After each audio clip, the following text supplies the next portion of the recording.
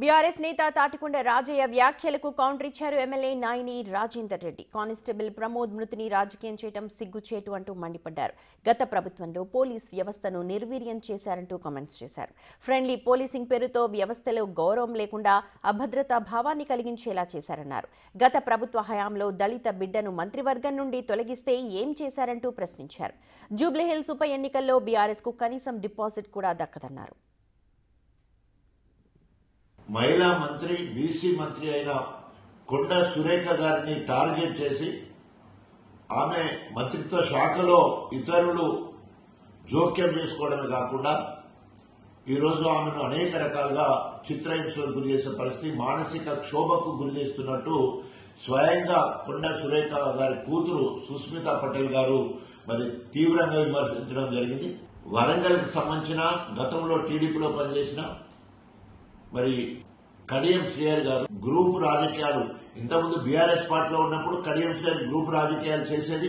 అదేవిధంగా ఈరోజు కాంగ్రెస్ లో కూడా మరి గ్రూప్ రాజకీయాలు చేసి కొండ సురేఖ పదవిని గుంజుకోవాలనే ఉద్దేశంతో ఆమెను అనేక రకాలుగా హింసకు గురి చేయడం కాకుండా సాటు మాటు ముచ్చట్లను కూడా చెప్పి ఆమెగా మరి కక్ష సాధించి పనిచేయడం జరుగుతూ ఉంది. తప్పకుండా ఇవన్నీ కూడా ప్రజలు గమనిస్తా ఉన్నారు. మరి ఒక బీసీ మహిళ సురేఖమ్మ గారిని చిత్రహింసలు చేయడాన్ని మేము తీవ్రంగా ఖండిస్తా ఉన్నాం. అదేవిధంగా వరంగల్లో జరుగుతున్న ఈ గ్రూప్ రాజకీయాలకు ప్రధాన కారకులు కడియం శ్రీ అని చెప్పేసి తెలియజేస్తారు. హరీష్ రావు గారు, ఇవాళ రాజయ్య గారు, మాజీ డిప్యూటీ సీఎం గారు మాట్లాడుతూ నిజంగా విచిత్రంగా ఉన్నది. బీఆర్ఎస్ వాళ్ళకి నాయకులకు ఇంకా కూడా బుద్ధి రాకుండా మాట్లాడటం అంటే సిగ్గుచేటు. పోలీసు వ్యవస్థని గతంలో నిర్వీర్యం చేసింది. ఫ్రెండ్లీ పోలీస్ అని, ఆ పోలీస్ అని, ఈ పోలీస్ అని చెప్పి వాళ్ళని చేతులు కట్టేసి ఆగం చేసి ఇప్పటికి కూడా కానిస్టేబుల్ గారిని చంపితే దాన్ని సానుభూతి చూపించేది వదిలిపెట్టి దాన్ని కూడా రాజకీయం చేయటం. గతంలో ఎప్పుడు ఉద్యమం అప్పుడు విద్యార్థులని వాళ్ళ శివాల మీద పేలాలు ఎరకతిన్నట్టు ఇవాళ కూడా మళ్ళా పాపం ఒక కానిస్టేబుల్ స్థాయి అధికారిని చంపితే దానికి ఏం జరిగిందో చూస్తున్నారు రాష్ట్ర ప్రజలు. మీ తిరిగా దద్దమ్మలు తిరిగా వదిలేయలే. ప్రతిదీ రాజకీయం చేసుకుంటూ అబద్దాలు మాట్లాడుకుంటూ బతకటం. ఇవాళ మీ ఇంట్లో మీ ఆడపడుచు మాట్లాడినప్పుడు ఏం చేసిండ్రు దానికి జవాబు చెప్పండి. కవిత గారు మాట్లాడినప్పుడు మీ యొక్క ఇంట్లోకి వెళ్ళి కవిత మీరు చేసిన ఆరోపణకు మీరు ఏం జవాబు చెప్తారు చెప్పిన అయ్యేటవరకు మాట్లాడిన రాజయ్య గారు నువ్వు మాట్లాడే వ్యక్తిని స్థాయి అది. ఇలా నువ్వు చేసి రేవంత్ రెడ్డి గారు వాళ్ళు తుపాకీ ముఖ్యమంత్రి గారు తుపాకులు దాని మీద ఇదని అదని దానికి అందరూ మద్దతు ఇవ్వాలి వీళ్ళకి ఇట్లా మాట్లాడినందుకు అని చెప్పి అంటున్నారు. నీ డిప్యూటీ సీఎం తీసేసినప్పుడు ఏ ఒక్కరు వచ్చి మాట్లాడినరా? మేము మాట్లాడినాం. రాజయ్య గారు నువ్వు మాట్లాడే వ్యక్తిని స్థాయి అది. ఇలా నువ్వు చేసిన పనులేంటిది, నీ కథ ఏంది, నీ కార్ఖానాలు ఏంది, నువ్వు ఎవరికి ఫోన్ చేయబోయి ఎవరికి చేస్తే నిన్ను తీసేసిండ్రు, ఇవన్నీ కనీసం జవాబు కూడా చెప్పకుండా నీ ఒక మాట ముచ్చడి చెప్పకుండా నిన్ను తీసేసిన దౌర్భాగ్యం అది. హరీష్ రావు, నువ్వు, రాజయ్య గారు పండుగ పూట పాపం చనిపోయిన ఒక కానిస్టేబుల్ కుటుంబానికి ₹1 కోటి ఇచ్చినాం.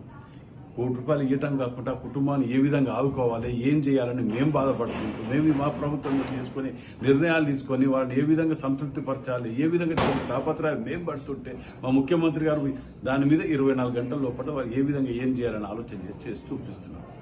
అది వదిలిపెట్టి ప్రతిదీ మీ జీవితం అంతా మీ బతుకంతా రాజకీయమే. ఒక్క పార్లమెంట్ సీట్ రాలే, ఒక్క దాంట్లో డిపాజిట్ రాలే, ఇంకా జూబ్లీహిల్స్కి వెళ్తారట. జూబ్లీహిల్స్ డిపాజిట్ తెచ్చుకొని చూద్దాం. అది వదిలిపెట్టేసి నోటికి వచ్చినట్టు ఏది పడితే అది మాట్లాడితే ప్రజలు నమ్ముతారు అనుకో. మిమ్మల్ని అసహించుకొని పక్కకు పెట్టినరు. మీ బీఆర్ఎస్ టీఆర్ఎస్ దుకాణం క్లోజ్. అది మా ప్రతినిధి వేణు జాయిన్ అవుతున్నారు. వేణు, రాజయ్య రాజేందర్ మధ్య మాటల యుద్ధం తారా స్థాయికి చేరంటే కనిపిస్తోంది. ఆ ఇరు వర్గాలు ఏం చెప్తున్నాయి?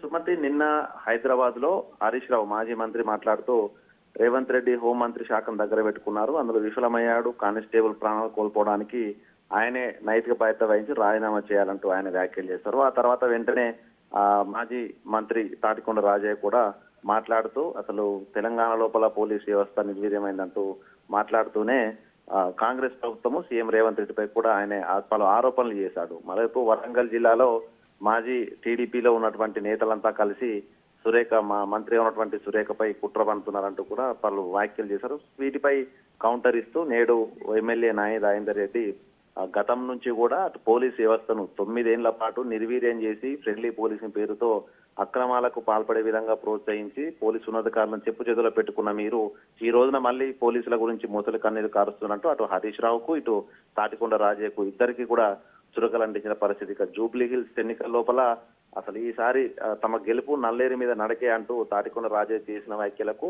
నాయని రాజేంద్ర రెడ్డి ఛాలెంజ్ వేశారు. దమ్ముంటే ఈసారి జూబ్లీ హిల్స్ ఉప ఎన్నికల లోపల డిపాజిట్ తెచ్చుకున్నట్టు కూడా ఆయన తాటికొండ రాజయ్యను ఉద్దేశించి నాయని రాజేంద్ర సవాల్ వేసిన పరిస్థితి. గత కొద్ది రోజుల నుంచి కూడా వరంగల్ రాజకీయాలు ఓవైపు గతం నుండి ఉమ్మడి కాంగ్రెస్ సంబంధించిన ఎమ్మెల్యేలకు సంబంధించిన కొంత వివాదంలోనూ అదేవిధంగా ప్రస్తుతం కొండా సురేఖ మంత్రి అంశంలోనూ కూడా పొలిటికల్ గెయిన్ పొందడానికి ఇటు ప్రతిపక్ష బీఆర్ఎస్ నేతలు ఆ అంశాలను అడ్డు పెట్టుకొని కొంత ప్రాపగండా చేస్తున్న విషయం తెలిసింది. సో ఈ అంశాన్ని మళ్ళీ తిరిగి తాటికొండ రాజయ్య కొంత పొలిటికల్ గెయిన్ కోసం బీసీ వాదాన్ని తెర మీదకి తెస్తూ కొండా సురేఖ మంత్రి కొండా సురేఖ అంశాన్ని లేవనెత్తారు. సో దీనిపై మండిపడ్డ నాయని అసలు గత ప్రభుత్వంలో ఏం జరిగింది, కనీసం నిన్ను డిప్యూటీ సీఎం గా కనీసం సమాచారం ఇవ్వకుండానే తొలగించినా కూడా ఆ రోజు లేవన్నోరు ఈ రోజున ఎందుకు లేస్తుందంటూ కూడా ఆయన నాయని రాజేంద్ర రెడ్డి ఘాటుగా తాటికొండ రాజయ్య వ్యాఖ్యలకు స్పందించిన పరిస్థితి. ఇక మొత్తంగా అయితే ఇటు వరంగల్ జిల్లాకు సంబంధించి ప్రతిపక్ష పార్టీలు ఏ రోజున కామెంట్ చేసినా కూడా పూర్తిగా దానికి అంతే ధీటుగా నాయని రాజేంద్ర రెడ్డి